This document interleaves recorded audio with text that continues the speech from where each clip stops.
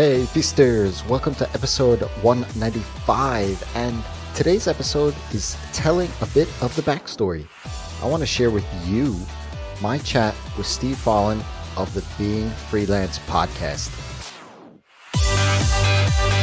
Welcome to the Ask Rezzz podcast. I'm Jason, and I'm here to help you get past those bumps in the road, those struggles, those things that hold you back from building an amazing and profitable freelance business each and every single day. Steve Folland is a creative video and audio freelancer and host of Being Freelance podcast. Now, this was an awesome experience chatting with Steve because I've been a listener of his podcast for quite a long time.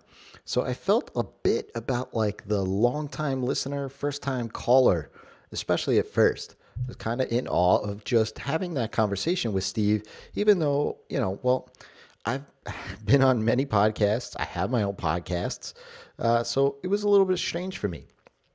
But I was having a chat with him through the comments of one of Steve's vlogs over on YouTube, and I'll link up all of these things, the podcast, his vlog, all in the show notes for you.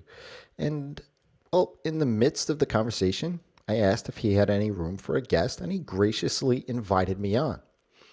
In this episode, I had a chance to talk about this quote: "I've reached my goal. What's next?"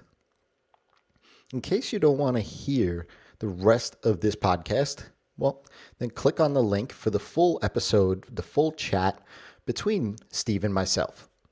But in this episode, I shared a variety of things, including the number one reason for me to freelance in the first place, how I learned HTML back in the 90s, that, by the way, I don't recommend anyone ever doing, and 3 stories of my life, 2 of which are true and 1 is a lie.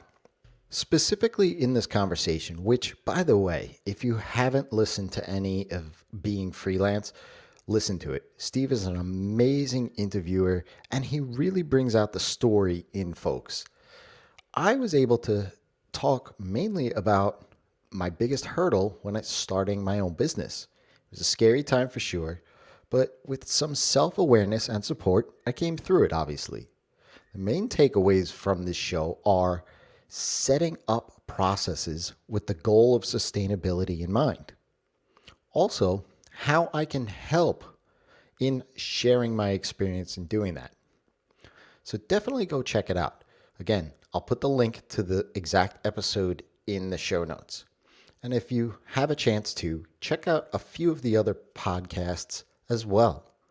I'd like to thank Steve for being a part of it and including me along amazing folks in season 6 like Gareth Thomas, Moicha Jove, and I apologize, Moicha, if I butchered that, and Kate Toon.